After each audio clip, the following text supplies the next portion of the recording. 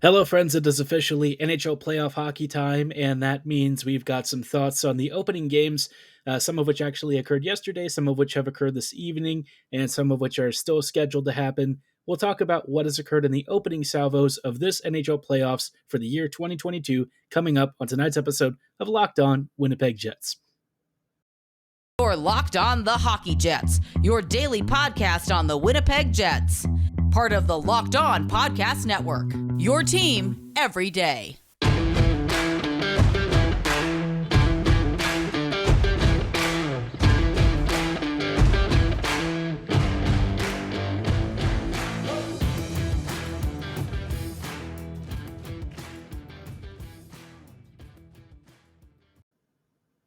Hello, friends, and welcome to tonight's episode of the Locked On Winnipeg Jets, part of the Locked On Podcast Network, your team every day.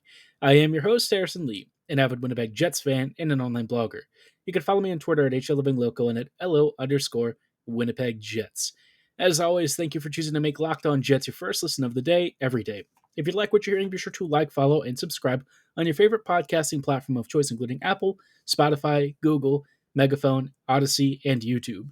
Doing so is completely free of charge and ensures you never miss another episode, but most of all, we just really love and appreciate your support.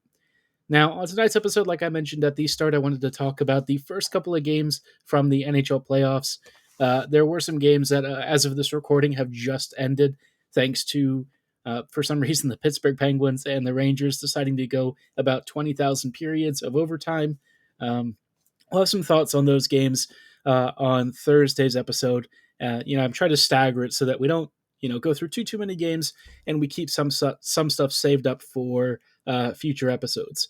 But day one definitely had some very interesting results. Day one, of course, being Monday, we saw Boston versus Carolina, Tampa Bay versus Toronto, St. Louis versus Minnesota, and LA versus Edmonton. Now, what's really funny about these games is most of them were not particularly close, especially on the score lines. The first game that we'll talk about is Boston versus Carolina. This series, I think, definitely looks a little bit lopsided. Carolina is definitely the favorite in this series, and even if Freddie Anderson is going to miss any sort of time for this team, which I don't recall if he was in net for the first game, this team still has the scoring chops to basically cut apart the Bruins' offense and defense. This team is super deep. They are very well disciplined. And I do think Carolina has a bit of a chip on its shoulder because it is a team that has struggled to really get deep into the postseason. And it's not always clear as to why. Maybe they've just come against some really great opponents and it's been a bit of a consistency or maybe a luck issue. But now that they have, at least once healthy, a really great goaltending group led by Anderson, who quite honestly could have been one of the Vezina finalists this season. I mean, this is a really deep team, and I think Boston would have to have a bit of a miraculous turnaround in order to try and get back in the series. I know it's just game one, but I think Carolina was so dominant for the most part and took advantage of any of Boston's mistakes that, quite honestly, I think the Bruins would at least have to steal a game in Carolina to have any sort of shot. If Boston goes back to its home base down 2-0, I don't really see a scenario where this Bruins team is able to claw back. Pun intended, I guess. This is a series in which they are definitely in a pretty decent amount of trouble, even just from the start. I think Boston's age, lack of foot speed, and certainly, the lack of elite scoring depth the further you go down the roster, it's definitely putting them in a tough position. Carolina's getting contributions from guys like Seth Jarvis, recent arrivals to the team who have immediately hit the ground running, on top of really great scoring depth from guys like Andrei Svechnikov, Sebastian Aho, the usual cast of characters. I think even Niederreiter had a goal, which is pretty uncommon for him. So, playoff goals, especially for Nino, have been a little bit hard to come by, even though he is a sensationally talented player. But this Carolina team, I don't know how I feel about them this year. I think that they're a really strong roster, and I do think that against most opponents, they're not going to have too many issues. They are a super, super deep team, very strong. Carolina, I think, had maybe a little bit of fortune from some good saves in this game. Antti Ranta had to stand on his head for like part of the first period or so. But, Boston, I think the Bruins have had some finishing issues. Definitely in previous seasons, goal scoring was a little bit of a premium. So, the Canes, I still think are capable of being the more dangerous team, especially down low. But I'm sure they probably want to give Ranta at least a little bit more rest. Antti is going to have to carry a lot of the load, especially if Freddie Anderson doesn't return anytime soon. But um, once the Canes were kind of able to break through from there, it started getting pretty easy. After that first period where the Bruins were definitely putting pressure on, Carolina just seemed to find the back of the net very frequently. And, this lineup I really do think is capable of doing damage. Is it like Florida Panthers good? I don't really feel that. I think it's hard to be on the level of a Florida team like the Panthers. I think that squad with the depth that it has, plus Aaron Ekblad is just rejoining the team. That is an extremely deep squad with a lot of talent. And Carolina, I think, is still a pretty good team, but maybe just not quite on that level. Um, in previous seasons, maybe you could say that. They were unlucky not to advance. This year, I think they're going to have issues running into really, really, really difficult competition, especially in like the second and third rounds.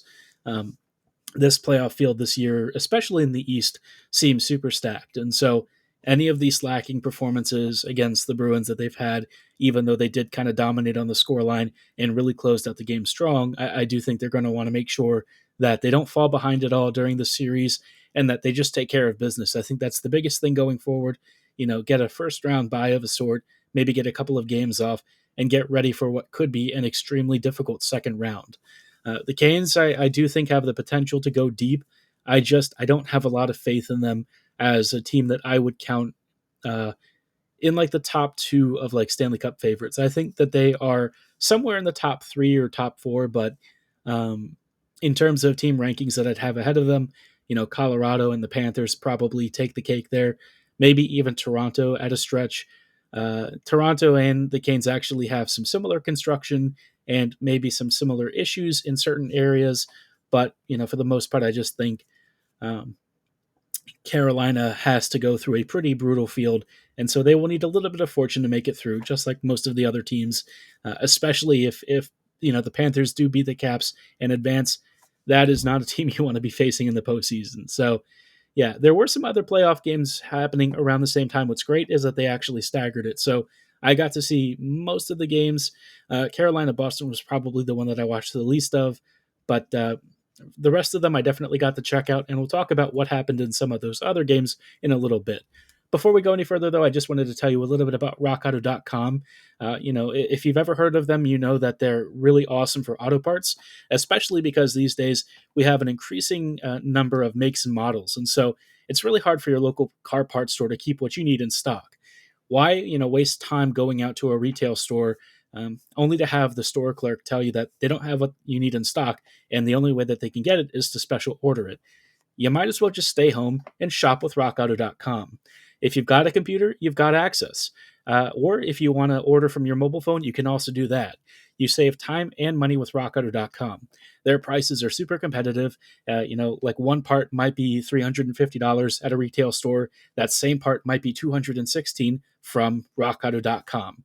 As great as the prices and convenience are, though, Rock Auto is really about being a family-run business that's here to support DIYers and has been doing so for over 20 years.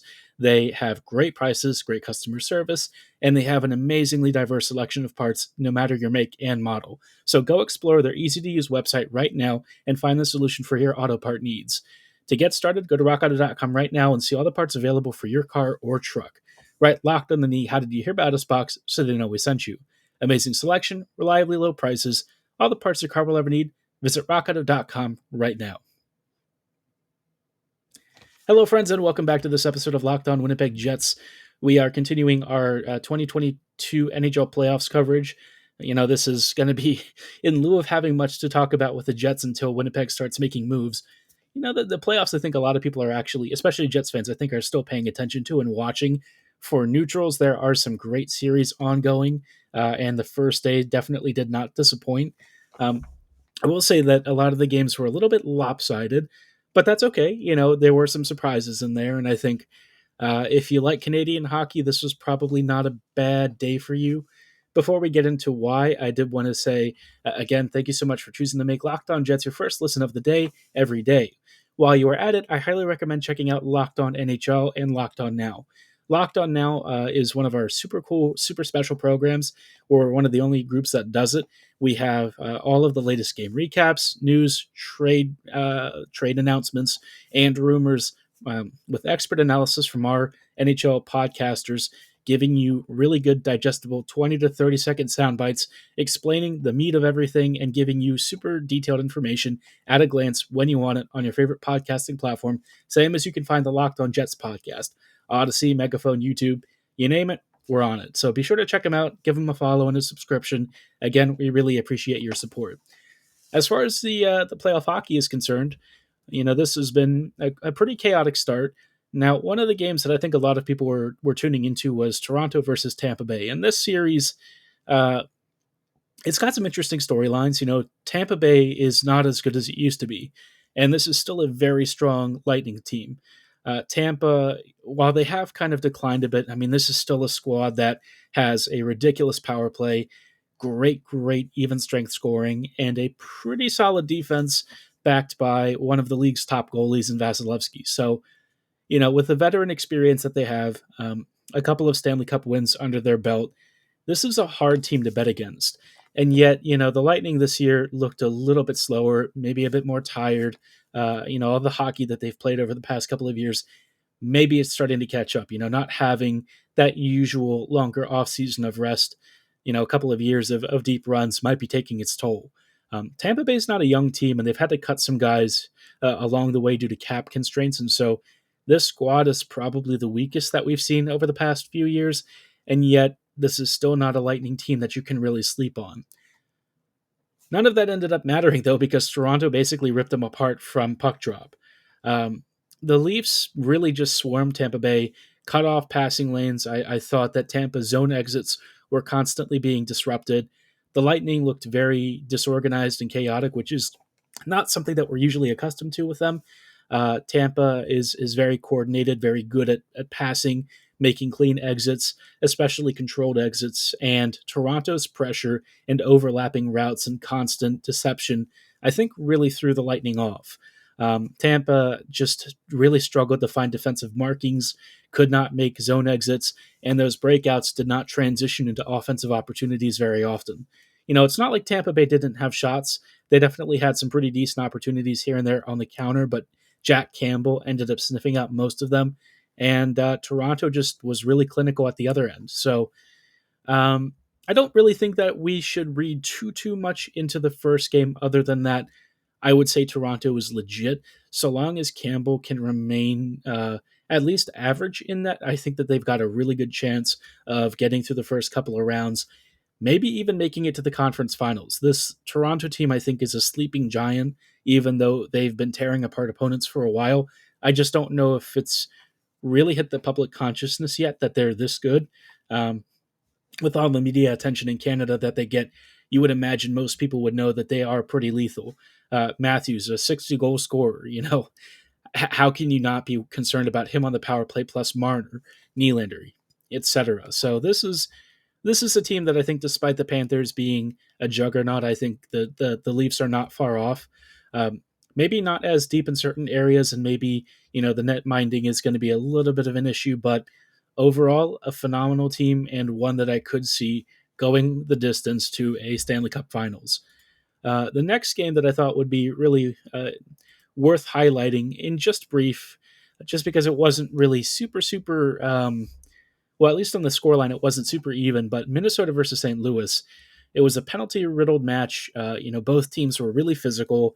There was a lot of disciplinary issues, and Minnesota just had so much trouble finishing opportunities. They had guys at open nets for tap-ins just shanking the shot wide, and then St. Louis would hit back on a counter and squeeze it, on a rebound off of Fleury.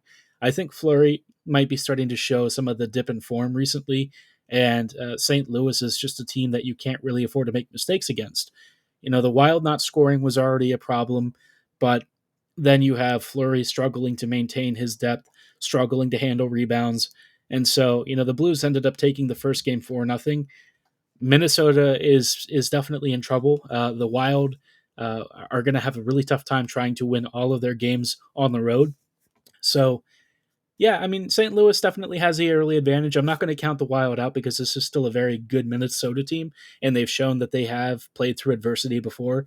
But yeah, not exactly the situation that I think Minnesota expected to find itself in, especially for the first game of the series. We'll continue to monitor that one and give you some thoughts on Thursday about their next game. But we do have one more that I wanted to talk about on tonight's episode, LA versus Edmonton. We'll get to that game in just a little bit. But before we go any further, just wanted to shout out the fine folks at Built Bar. If you've heard me talk about Built Bar, you know that I'm a big fan. It's the only protein bar that's more like a candy bar, with a 100% chocolate exterior and a soft, chewy interior. Ordering Built Bars right now is actually a really great idea because summer's coming. And with summer, you're going to need something on the go. Built Bars are perfect snacks, whether you're taking them on family vacations, stuffing them in your kids' backpacks before they go to school, or maybe you're just looking for a quick pick-me-up before you hit the gym. Built Bars are perfect for every lifestyle, and they taste even better. As good as they are for you, they're even tastier. I mean, they've got great flavors like churro puff, coconut almond. One of my personal favorites, a very simple one, but very flavorful and well done, very tasteful. It's raspberry dark chocolate. I, for some reason, just really dig it. And I don't usually like dark chocolate, but Built Bars make that whole combo just work in a way that I haven't really had with many other candy bars and stuff. Um, as great as they taste, and believe me, Built Bars are delicious, they're even better for you, with most bars clocking in at around 130 calories, 4 grams of sugar, 4 net carbs, and 17 grams of protein. If you want to place your order, go to built.com and use promo code LOCKED15 to get 15% off your order. Again, that is promo code LOCKED15 at checkout for 15% off at built.com. Hello, friends, and welcome back to this episode of Locked on Winnipeg Jets. We're closing out tonight's episode with some thoughts on Edmonton versus LA. This was the final game of day one of the NHL Playoffs, and yeah, I mean, if you wanted some crazy, crazy action that you probably weren't expecting, Kings versus the Oilers was it. Um, the main storyline is that LA kind of got pumped, but thanks to Mike Smith in net for Edmonton, he ended up tipping the entire game and really had some errors and mistakes that, quite frankly, put the Oilers in an unwinnable position. One of the worst ones was when he came behind his net and mishandled the puck. I don't even know who he was trying to pass it to. He had a couple of Oilers skaters along the walls and stuff, and one guy across the slot. Whatever happened, he ended up creating a turnover, and he wasn't anywhere near getting back into his net. An easy open goal for the Kings. And just like that, LA ended up winning what should have been a pretty clear loss for them, 4-3. Smith, unfortunately for the Oilers, he's just not good enough. He hasn't been good enough for a long time. And I think one of the things that bothers me with Smith is that when he has issues and is very clearly at fault for goals against, he usually starts pointing fingers at his teammates. If you're McDavid, Draisaitl, Darnell Nurse, at one point Oscar Klefbom, not the case right now, but all of these guys, who have played with him, they're all leaders on the team, especially scoring leaders and guys who have taken the mantle of trying to carry the squad forward. And yet, the goaltending remains one of their biggest issues. Ken Holland definitely hasn't done a very good job of trying to solve this, but, you know, by the same token, I just feel like Smith at some point has got to go. He's definitely holding the team back. And it's not like Koskinen is amazing either, but Mikko doesn't really seem to have the same behavioral issues. The team has actually thrown Koskinen under the bus more than they have Smith, which is, I don't even know what to say about that, but maybe they just really like Mike. I don't know. Whatever the case is, he's definitely bad enough to tip the series. And I thought Jonathan Quick at the other end was very good. We haven't seen Quick look as dialed in until the past season or two. I thought that he definitely had a dip in form. Quick was always always overrated during his prime, but still has amazing reflexes. He had a couple of really good techniques that I think he maybe utilized to their absolute max limits, but got some pretty productive numbers out of it. And so with the Kings, they're not a great team. They're losing scoring depth. They've had injuries. The defense is definitely helter skelter.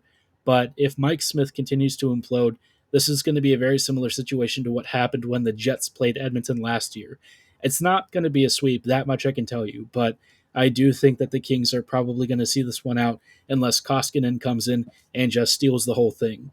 I think the Oilers are such a good team, and yet they find themselves lacking in the one position that matters the most, and that they really haven't been able to solve. And so, yeah, Edmonton, they're definitely trudging up the hill, and I don't know how the series is going to pan out, but I do think, Mike Smith might be the difference maker for Edmonton in the opposite direction of what they're looking for. From these first few games, I'd be curious to hear your thoughts. Which games really surprised you? Which team surprised you? What players do you think have really stood out, maybe in a positive way or a negative way? Be sure to let me know at HLivingLoco and at LO_Winnipeg Jets on Twitter. Throughout the rest of the week, we're going to continue to have more NHL playoffs coverage, so be sure to subscribe and keep up to date on the latest Locked On Jets podcasts. And while you're at it, I highly recommend that you also check out our entire network of teams that are currently in the playoffs.